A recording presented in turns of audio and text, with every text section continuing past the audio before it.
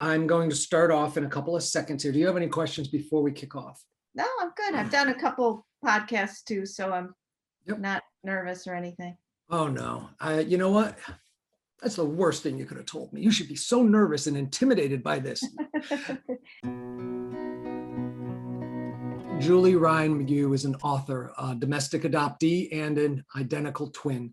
She writes extensively about finding out who you are, where you belong, and making sense of it. Julie's debut memoir, Twice a Daughter, A Search for Identity, Family, and Belonging, just came out this May. It's the story of her 5-year search for birth relatives. Married for over 35 years, Julie and her husband split their time between Northwest Indiana and Sarasota, Florida. She is the mother of 4 adult children and has 3 grandsons. If she's not at her computer, she's on the tennis court or out exploring with her Nikon. Julie is currently working on a collection of personal essays. Thank you so much for joining me in conversation with. Thank you for having me on this gorgeous day. Julie, we just met the other day, and it was on the group that we both obviously have a lot in common with, the National Association of Adoptees and Parents. And I thought that that was an interesting place to meet because we didn't know each other before that. But before we kick off, would you mind reading a little excerpt from your book for us? Sure. This is from towards the beginning. As I shift from one foot to the other, I consider what awaits me behind the wide door with its centered peephole and brass knocker. Dad might be reading another thriller or blasting the White Sox spring opener, his ill-fitting hearing aids lying somewhere other than in his ears. Mom could be thumbing through the mail order catalog stacked on the coffee table. Or together they might be flipping through the yellowing sheets of my adoption papers, planning what to say to me tonight. By now, they're probably studying their watches, figuring that the evening stream of commuter trains has made me late again. As I reach for the doorknob, I chastise myself for letting Steve pressure me into tackling this adoption search now. And I wonder if the speech I've prepared is good enough to soothe the hurt and doubt that I suspect my parents are experiencing. I hope my parents are remembering me as the good student that I was throughout my school years, the diligent, reliable, commended leader, rarely in trouble, but who was often a tiny bit sassy. I think of the pride they've expressed in having me as their daughter, but maybe tonight they view me as a malcontent or a troublemaker. Surely they know my goal is not to recycle them as parents. That's an awful powerful word, recycle, isn't it? It is. It is. And I think that's every birth or adoptive parent's fear, is that when their child, however old they are, goes searching for their birth parents, that they may get recycled. There's an interesting piece because both Julie and I, of course, are adoptees, and we've both searched and we both had our journeys. And a part of that journey, I know, and you know, is letting our families be a part of that journey. Was it a hard decision for you to choose to let them be a part of the journey with you? Did you have a feeling like you might have been just better off keeping it a secret from them? You know, there were in the beginning, I needed their help because I didn't have my adoption papers. My parents still had them in their files. So in the beginning, I had to ask for those. And in all transparency, I wanted them to be a part of it. I was a little astounded at mixed reactions because I had counted on their support, and they'd expressed that as my twin sister and I had been growing up. And then there were points in the search where I didn't share everything with them because I was dealing with some disappointment and rejection and loss, and I didn't want to trouble them in their aging world. So I was sort of up and down with sharing information. The scary part for me was not thinking that they would feel recycled, but that it would change our relationship, that something would change. And I had spent most of my life trying to find something that wouldn't change, something that I could kind of feel like I could land on. And being an adoptee without the facts and the knowledge of my history and who I was, I felt like the ground was always shifting anyway. So affecting the only relationship that seemed to have any kind of history and stability seemed to be a big risk. What was I felt like there was risk in doing it and involving them and risk in not. Was there a sense of when you realized that the risk of change outweighed the risk of not involving them? Was there a sense of that? There was a sense of that, but I also had the feeling, particularly with my adoptive mom, that I needed to work extra hard at showing her that she was still going to be my mom always. And I think that was addressing her fear. She feared that she would lose not just myself, but my twin sister to my birth parents. And I think addressing that fear was important to me. And certainly, as my search and reunion with birth relatives went on, balancing the two families has been a continual challenge. I'm sure you have had the same thing, Kevin. Right. And I think what you're talking about is, again, change. In families, things change. People grow, they grow closer, they grow further apart, but eventually, hopefully, they become who they're meant to be, apart and together. Mhm. There's a sense to me that your dad is a lot like my dad. Can you describe your father to me in, say, one sentence or less? Well, look at me smile. There isn't anybody that didn't love my dad. He was the most likable, happy. His goal in life was to make people laugh, and he was kind-hearted. He passed away not long after my search completed, and I think my mom says it best, and I is that we all miss him every day because he certainly was the mediating force during a lot of family turmoil, which we all have as we grow older and raise our children. I feel like my dad's still in the room. And by the way, there is a reason why I did pull you into this interview right away, because the book called to me so much as a somewhat of a reflection of my own experiences. My dad, I completed my search in 2007, and my dad died in 2010. And so there was that proximity also that you and I shared. And it is interesting you say that you really had to console your mom, or at least bring your mom along to make sure that she was okay.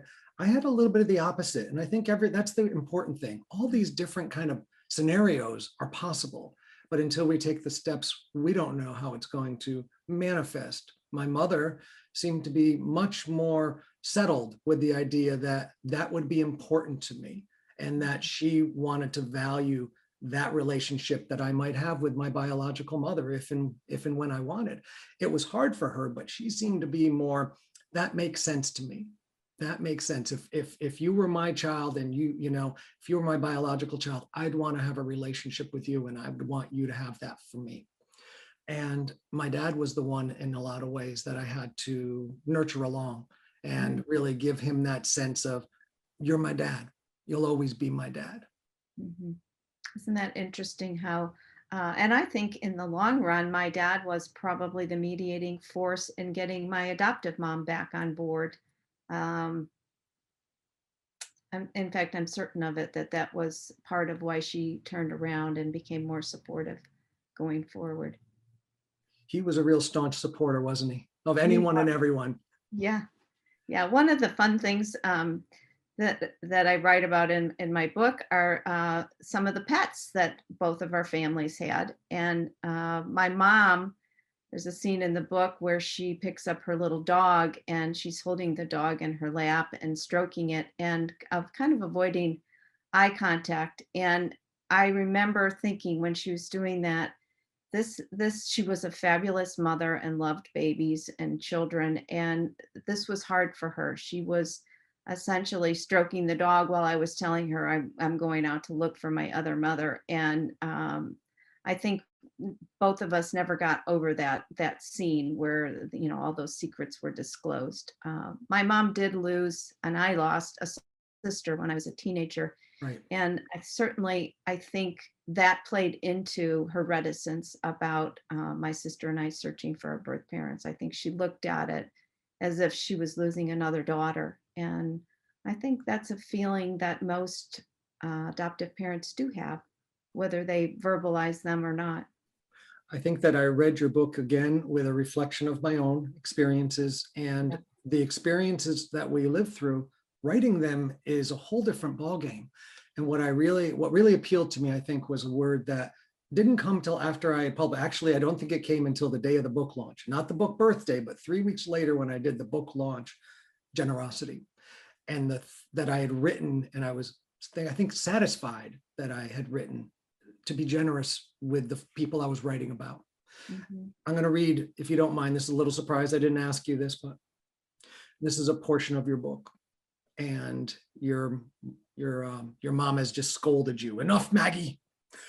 The dog snuggles her head back between her paws, but she narrows her eyes on my water bottle and me. Dad mumbles, I think I'll go to the bathroom and put my hearing aids in. Julie, you sit. I'll be just a minute. Dad fumbles for the tripod. Cane hooked to the arm of his recliner, and Mom leaps to her feet, but he waves her off. With Dad in the washroom, my mom gets up and straightens the framed family photos on the end table by Dad's recliner. When my father flips the switch on his newfangled chair, it launches him to a standing position. In the process, objects rattle and fall to the carpet. This time, it's the preschool headshot of my dead sister. Mom writes Susie's image and then places it back in its spot of honor. I swallow hard. I swallow hard. Tell us about that moment.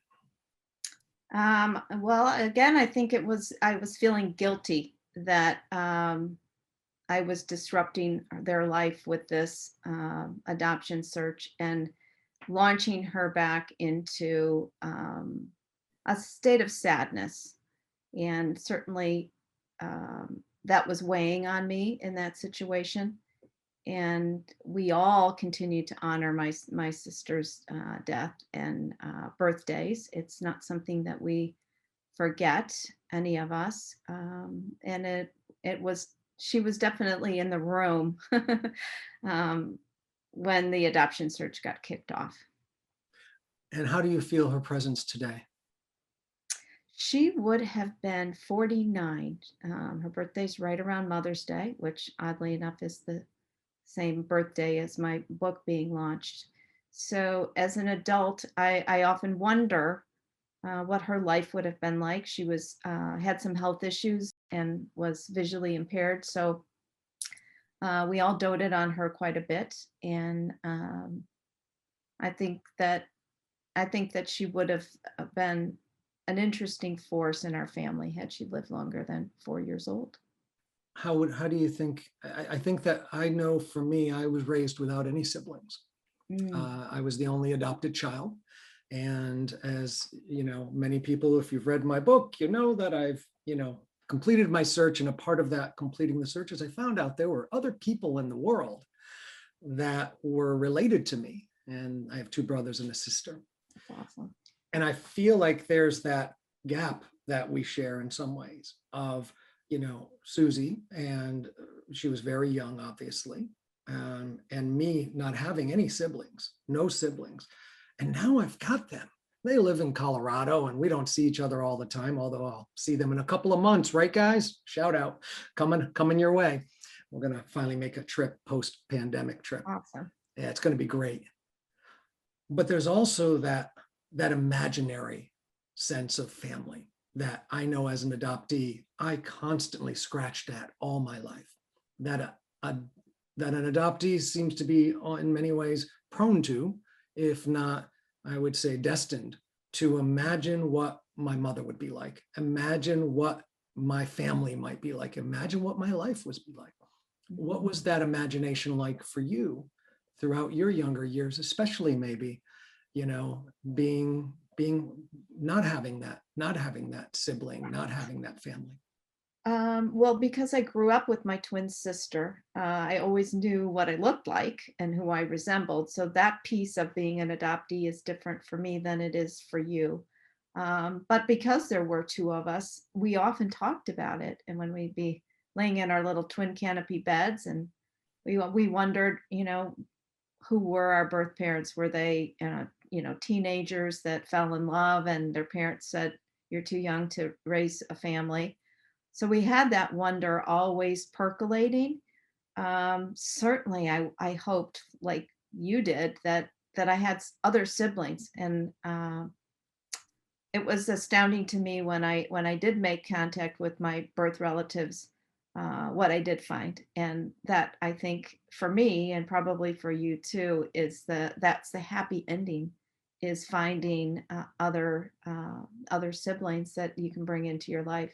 I grew up with other siblings. My twin sister and I were not the only adoptees. We have a younger brother that's adopted. And then my parents had 3 biological children. So we were, in a different sense of the word, a blended family.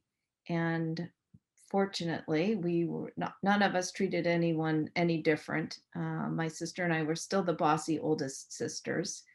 And I care deeply about all my siblings, and they unfortunately don't make it into the book because there's too many of them. They would have been distracting to have that many characters to keep track of.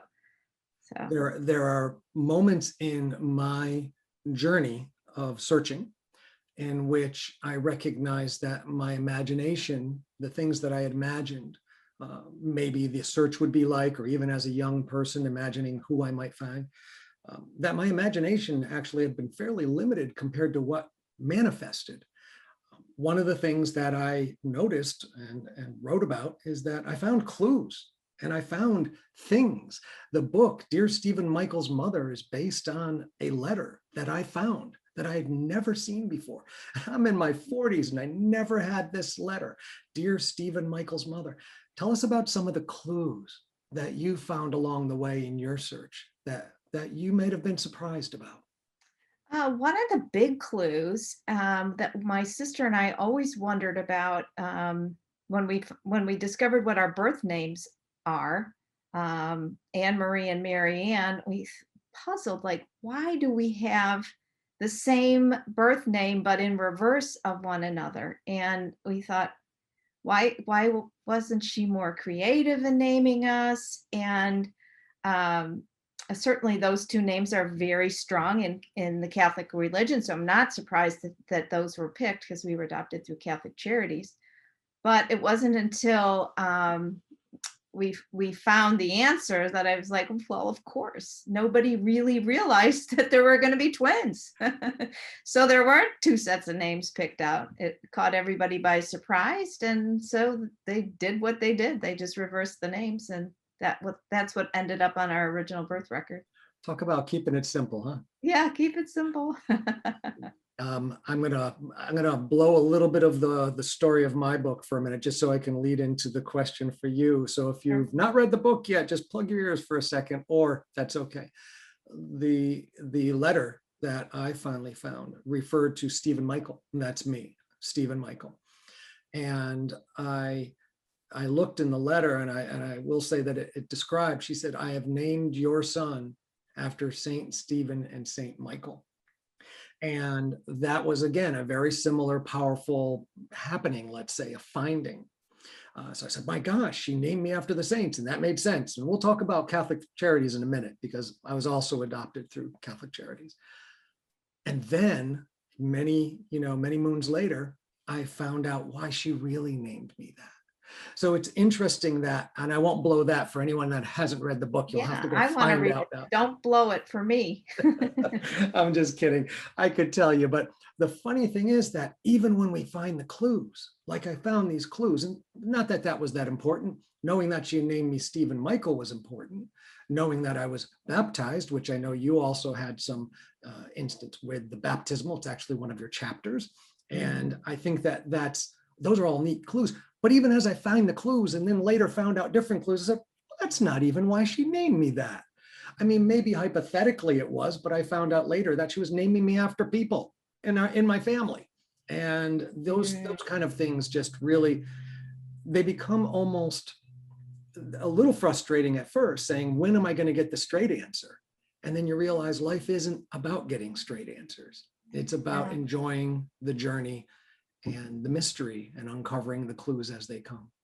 Yeah, in my case, I didn't know what my birth name was, and a genealogist was doing some research for my husband's family, and they came across this news clipping, a picture of my mom and dad and my sister and I, and it was like the legal announcement announcing my parents adopted Anne Marie and Mary Ann.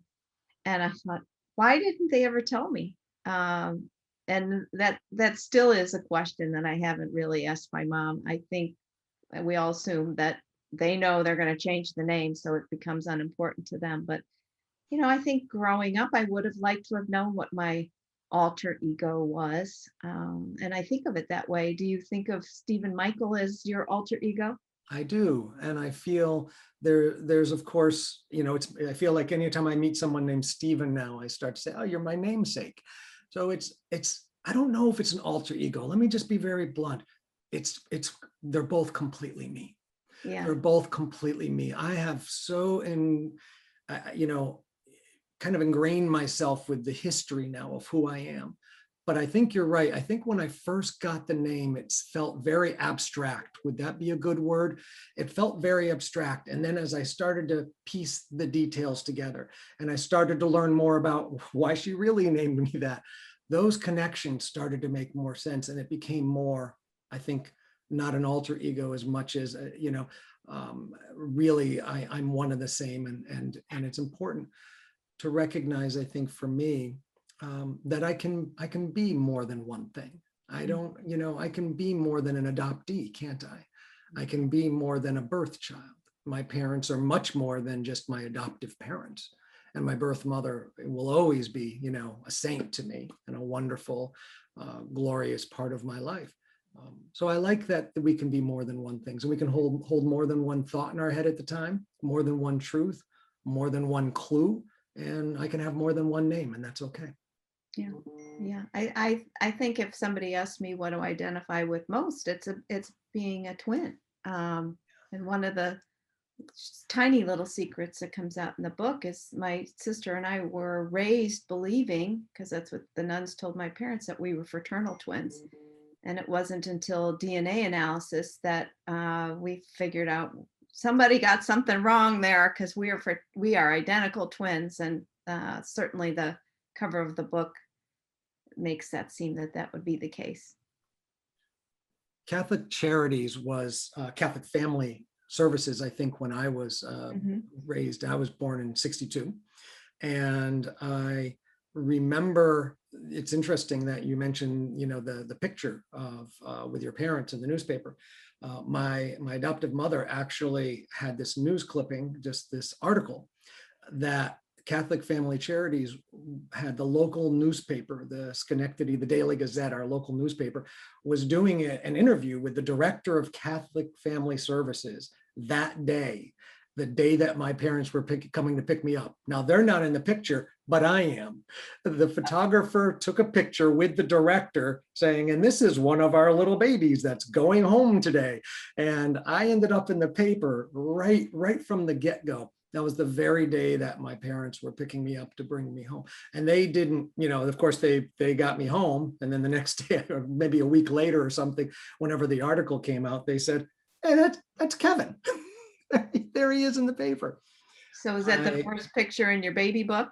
It's probably, it was just in a folder somewhere, and my mom kept it for a long time. So Catholic Charities is, a lot of different people. There's been some books written, recently. I think it's American Baby. Is that what the name of the new book? The Gabrielle Glaser book. Yes, that's right. And we talk about a lot of orphanages. They talk about a lot of the adoptive services. I, had some qualms about the way Catholic Charities handled me when I came to request my information. I'm in New York and everything's locked down, and it's a very serious dilemma. It continues to be. But I found, I think as you did, and it was another thing that really called to me when I was listening to just the other day, was again the generosity and the spirit of not just forgiveness, not just understanding, but of welcoming, your relationship with those folks and with that organization. I know that there are a lot of us have been hurt. We have been shunned. by some of these organizations. Some of these organizations have locked us out. And in my case, I couldn't get much information. You have to read the book again to find out how I figured it out. There's a little bit of finagling there, right? A little bit of finagling. But I wanted to know a little bit about how your relationship with that organization seems to be warm and amicable, and even more so friendly and supportive. Was that always the case, and how did you arrive there?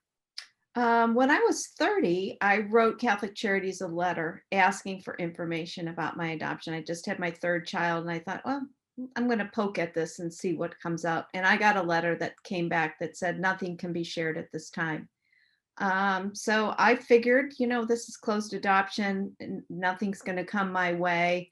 And I had given up on it. And then when I had the breast biopsy, which sort of forced the adoption search when I was in my late 40s, I reached out to Catholic Charities again, not the first stop, but one of the stops along the success route. And they had a post-adoption services department that they were helping all sorts of adoptees research their adoption and coordinate.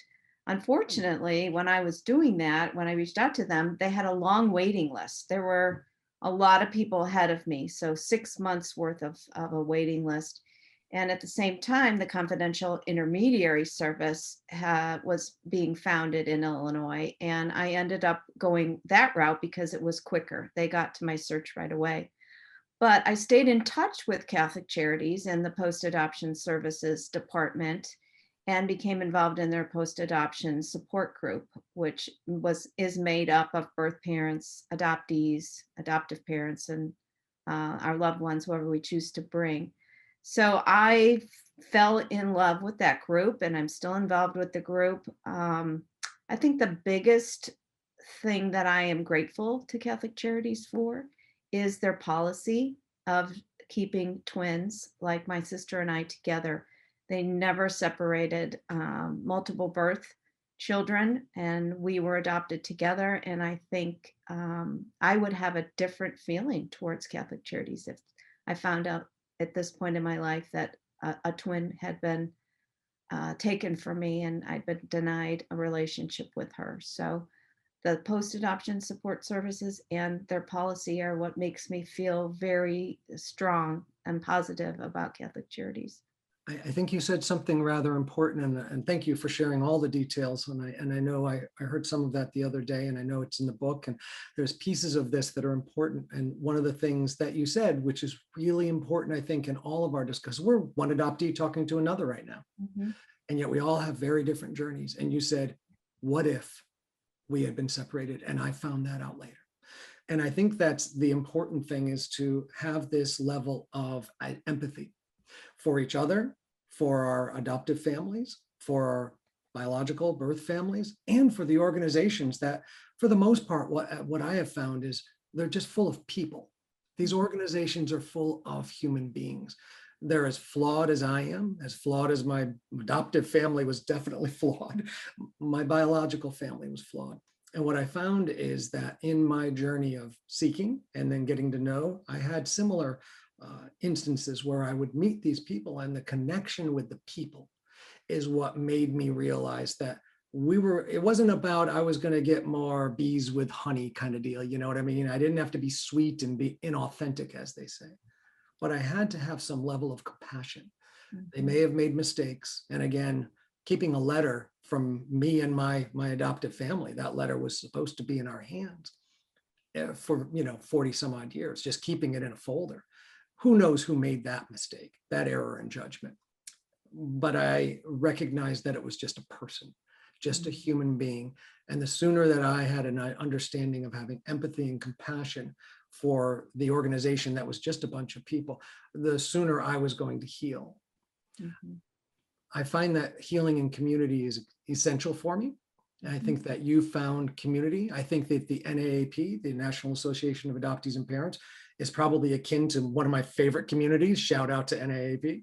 My new favorite too. Oh, okay. And they used to be the Indiana Adoptees Network. So when I first got involved with them, I said, well, what the heck do I want to do? What, why are you guys reaching out to me? Why would I want to be a That's part how of it? I first found them. I was Googling Indiana adoptees and I found that link and then followed NAAP and never really was able to join on Friday nights because that's a tough night when you're in a different time zone. But I'm so grateful that I found this group. I am too. And Friday nights are almost impossible for me. So you know how impressive it is that I showed up and found you there because I didn't want to miss you. So, Well, I'm planning on going to the conference in September and have connected with another lady from our group. And so I think the two of us are going to venture out in September. It's going to be exciting. September is a terrible month for me because I work in higher education. So we just kick off and it's possible, but it's just a terrible month. So Fridays are terrible times and September is a terrible month, but we keep showing up. We do. And I find that that's the question, or at least the thing I wanted to propose to you is, do you find that without the communities, maybe sometimes just the pockets, but that support group that you were a part of, that the Catholic Charities is, organized and run, without the NAAP, without even the one-on-one individual relationships with other adoptees and other people in this process, that it's an awfully lonely circumstance and journey. And I want to know from you how you would maybe suggest to anyone that's listening today that they reach out, because it's the hardest thing is reaching out. The hardest thing is taking that first step. Yeah, I think that it is the hardest first step. First, you start by reading a lot of books.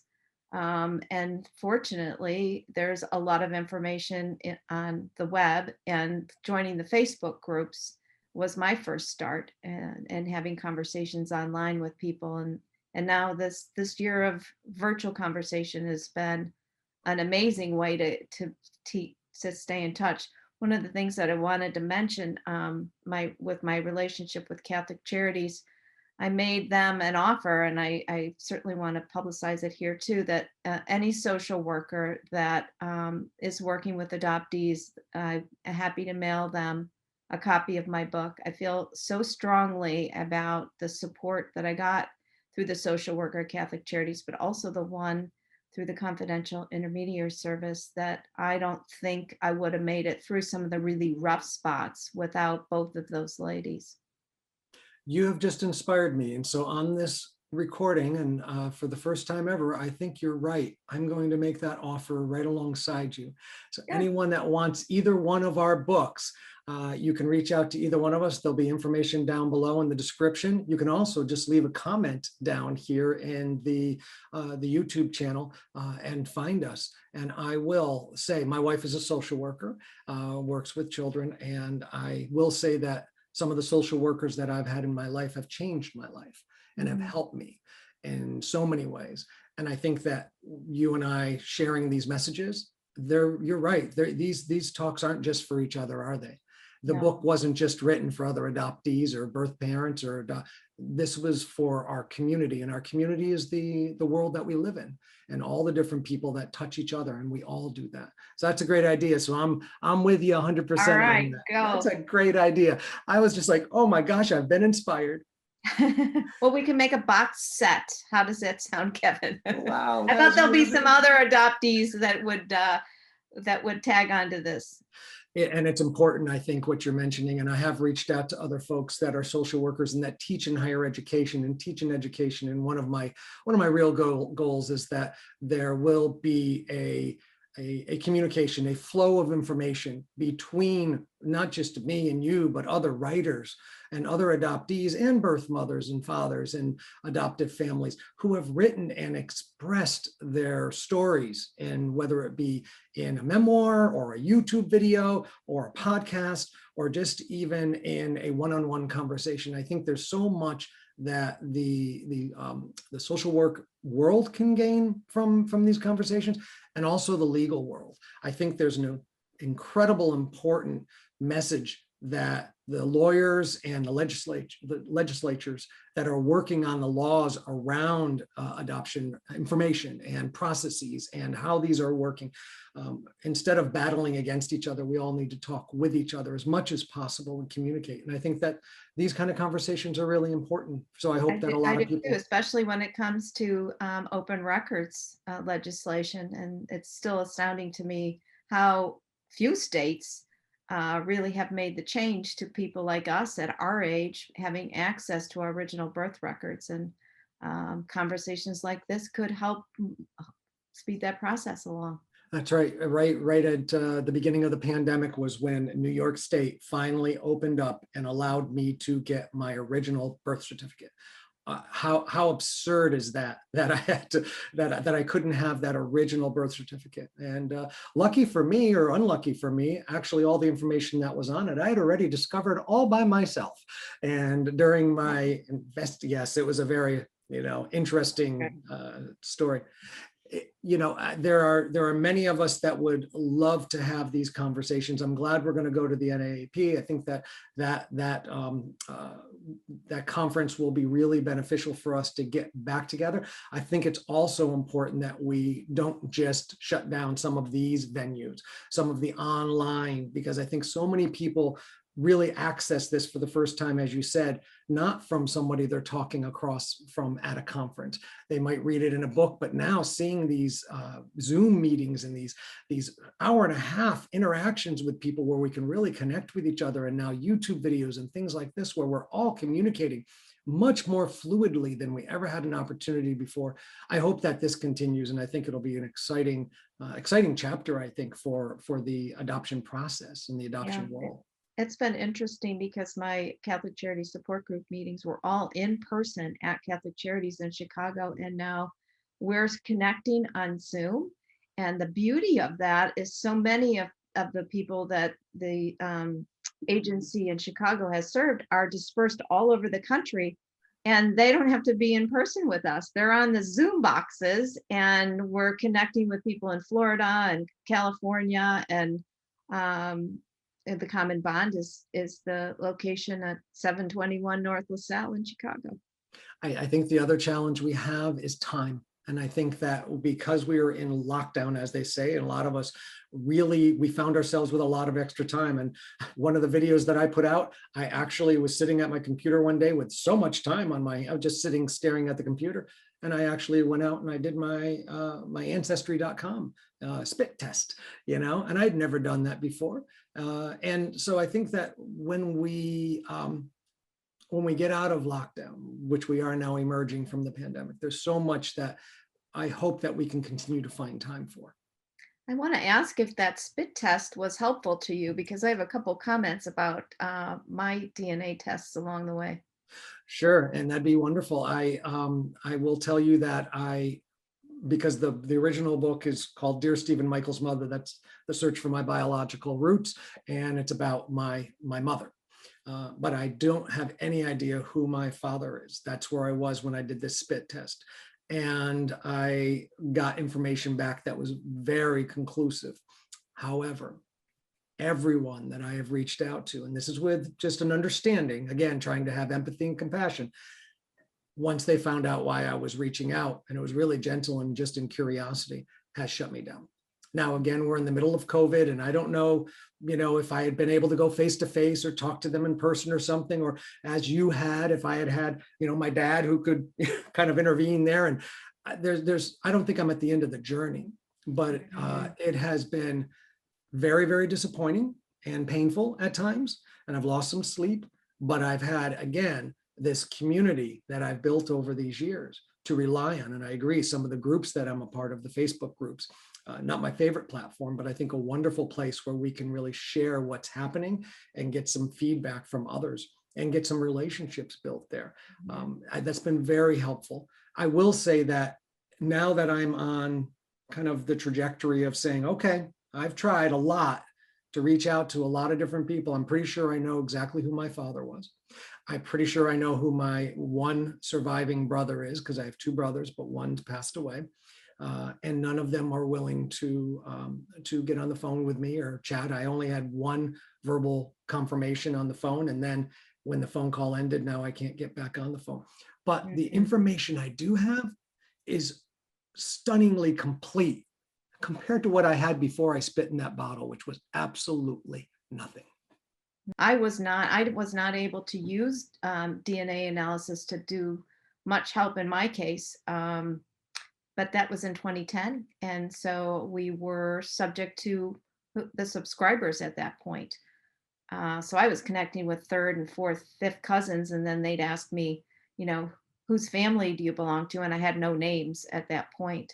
But I'll share a good story. So the time that I connected with my birth mom, she really had not told her family. So her efforts were very slow in getting the word out. She was still adjusting to that.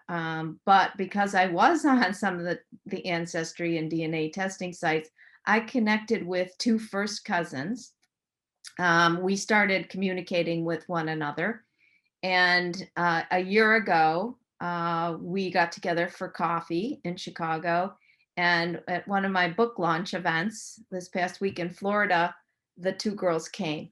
So I have a beautiful picture of myself with my two biological first cousins at one of my book parties. And I am over the moon that I have this relationship with these two wonderful gals. It's incredible to have anything. And the book, which is right sitting behind me right there, has two pictures on it. They're not up close, so you can't see them, but one of them is a picture. Now, I don't know about you, but all my life, I just wanted to know what she looked like. I just wanted to know just a picture, just knowing what she looked like. And to have that picture is really precious for me. It's really important for me, but I've been given so much more. And that gives me a lot of confidence that there may be more coming.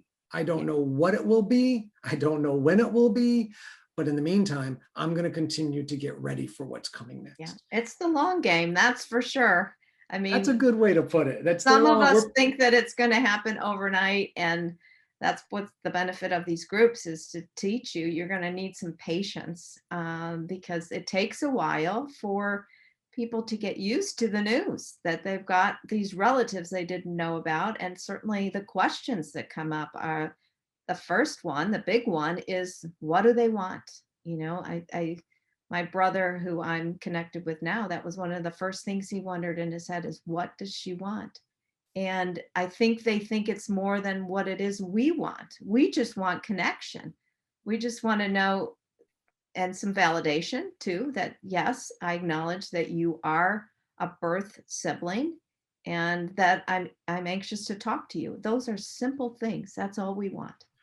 And I think that many of us want different things, and some people want more. I'm really interested in having a relationship with people that want to have a relationship with me. Mm-hmm. And if you don't, that's completely fine. I just would like to have that moment to see if we might, just maybe, have any interest in saying more than hello, goodbye. Because if there's any interest, who knows where it's going to go. One of the parts of the book that I write about is when the only reason I even started this search is a birth mother, biological mother, who had given up her twins. Roz Peer had given up her twins and had found them and then tried to reconnect with them. And it had gone pretty, not badly, but hard. It's been a difficult journey for her. She came to me because I was always at ease talking about being adopted, and people would say, do you have any brothers or sisters? I'd say, I don't know, I'm adopted. So she heard that, and 2 years later, she took me out for lunch, and she approached me with that information that she was a birth mother, and that if I ever wanted to search, that she would do that. She would help me with that. And so it was those people that made all the difference to me. But one of the most important ones is a fella named Michael Luck. And Michael, I know, Mr. Luck, this was my guy. He was an adoptee who helped me at some point in my journey, an angel, search angel, great guy. And I remember I asked him one day, because he had reunited with his family, and he had, I think, 3 brothers, something like that. And finally I said to him, I said, gee, that might happen to me. I said, what's it like? And he said, well, at first it's like this. He said, but now it's just like any other family. He said, I got one brother that picks up the phone every time I call, another one I can hardly get a hold of, and another one that is too busy, to give anybody the time. These relationships that we think are just so mysterious, they're just people. And that's all I want to say. If if anyone's listening to this and you're thinking, geez, these adoptees, why do they want us, in our lives? And it's like, well, maybe we don't, but let's find out. Let's talk just for a few minutes, because you know what? We're just people. We're just people. You're just people. We're all just people. Thank you so much for spending the time with me today. It's been wonderful to chat with you. You too. This has been a great conversation. Julie Ryan McGue is the author, a domestic adoptee, and an identical twin. She writes extensively about finding out who you are, where you belong, and making sense of it. Julie, thank you so much for spending time with me in conversation with. Thanks, Kevin. This has been Take care. great fun. Talk to you soon. Bye-bye. See you soon. Nice job. You too. Very